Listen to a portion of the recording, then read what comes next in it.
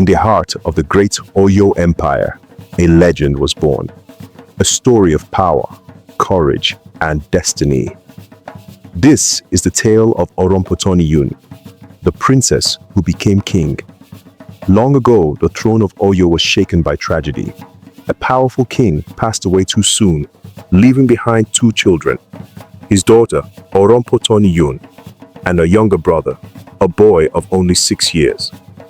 The empire mourned, drums of sorrow echoed, and the people wept.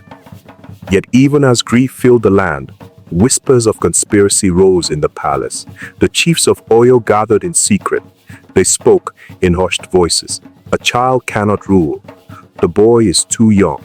Another dynasty must take the crown. But word of their plot reached the young princess, and her heart burned with fire. She would not stand by and watch her father's throne slip away.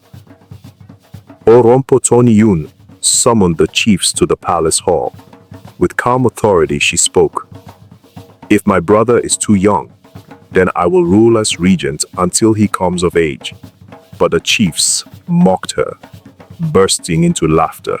To them, the idea of a woman ruling Oyo was madness. Then the eldest of the chiefs rose, his staff striking the ground. "If you wish to be king," he declared, "then prove your manhood. Return to us in 7 days, as a man." That night, the princess left the palace and walked into the forest. Barefoot and alone, she carried only courage and her prayers. The forest was dark and filled with spirits. Mist curled between the trees. Owls cried in the distance, and the shadows seemed alive. Yet she pressed forward, calling upon the gods of her ancestors for strength. In the heart of the forest, a mystical being appeared before her. Its eyes glowed like fire, and its voice rolled like thunder.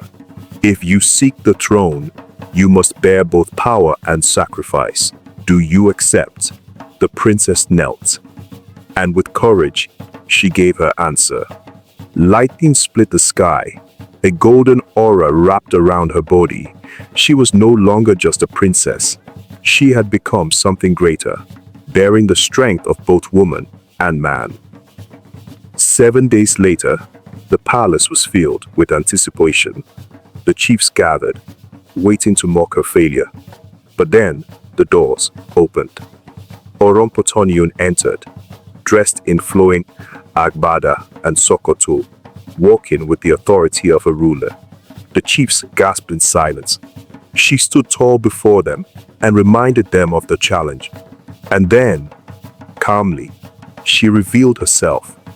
Where they expected weakness, they saw strength. Her body had transformed. She bore the mark of manhood, yet her breasts remained. The chiefs froze in shock, and then, as if struck by thunder, they all dropped to the ground, crying out, "Kabiyesi O, Kabiyesi O." From that moment, Orompotoniyun was crowned not as queen, not as regent, but as king of Oyo. She ruled with wisdom, courage, and power.